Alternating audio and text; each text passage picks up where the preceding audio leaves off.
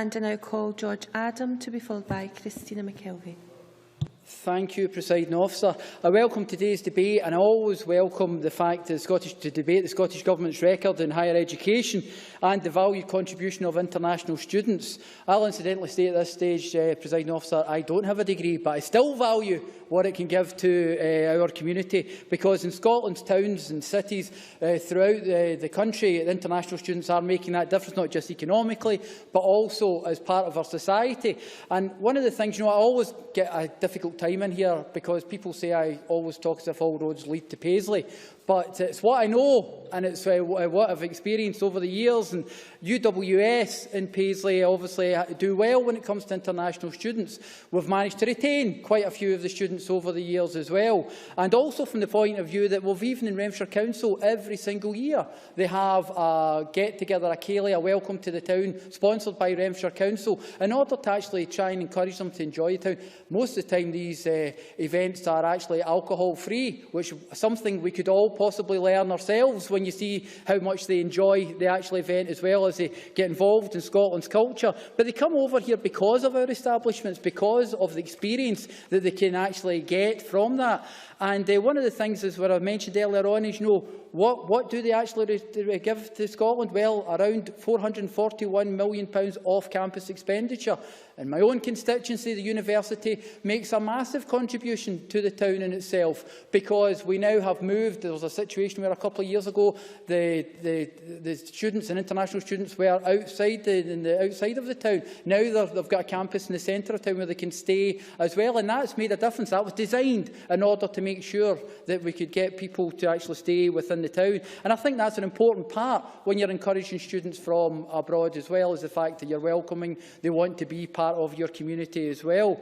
So not only are they a part of our community, I would just like to mention some of the things that have been said during this debate here, like the Fresh Talent Initiative. The SNP were extremely supportive when the previous Scottish Executive put that forward and thought it was the way forward. It was adopted by the Westminster Government as adapted slightly, some would say watered down, but it was adapted by the Westminster Government. But then the problem is, the situation is, it was taken away by another Westminster Government. Now, I said this yesterday, but we constantly hear this argument in Scotland as one more push for a Labour administration and will make all things different. Now, Labour members in here accuse us of saying that independence will be the answer to everything.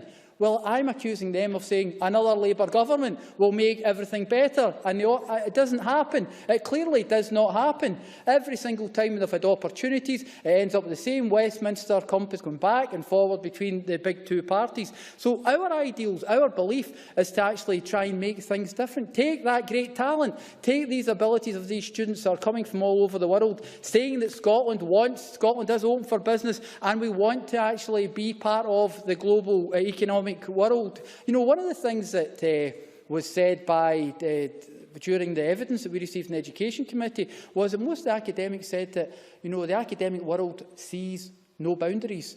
They actually work with each other all the time. And this is very important when you talk about research, and the fact that Professor Peter Boyle, who actually said, I was there, he did say that we strongly support Scotland retaining its position as a single research ecosystem. We would like to see a single research system continue, whether there is a yes vote for independence or not. Because that makes sense, because that's been sensible, because our excellence in our universities for research does not become non-excellent, if I use a Bill and Ted almost reference there overnight. We will still retain that level of excellence. No one will stop coming to your door to actually ask you to be involved in the research. It's quite obvious, it's quite simple. But again, and I'm saying this lightly because I think we can all find some form of way of working together in all this, it's just another more of the scare tactics and the negativity.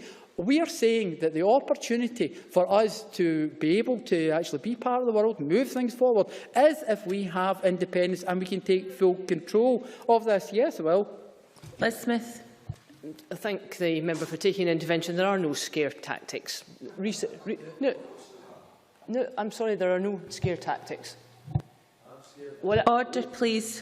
What I'm asking is, how would the subscription system of academic research in an independent Scotland exceed that of the research that you would get under the current system. George Adam.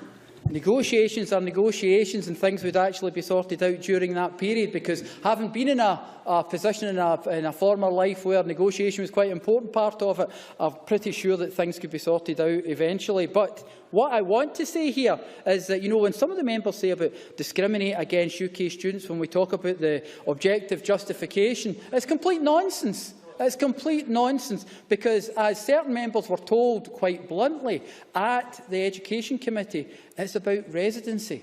It's about residency. It's not about actually saying that there's any discrimination. Well, yes, this should be fun, Mr Bibby.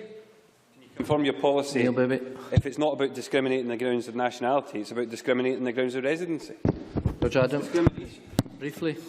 Now, an objective justification is exactly what the argument is. I think Mr Bibby makes a demolishment of his own argument when he talks about these things here, because at the end of the day we have to look at this situation. So what I'm saying, Presiding Officer, is we have to look at a mature way of taking this forward. The only way I see it is for Scotland to be independent, take the full controls. I don't believe this non-stop Labour Tory nonsense down south is going to do us any better anywhere else. Thanks.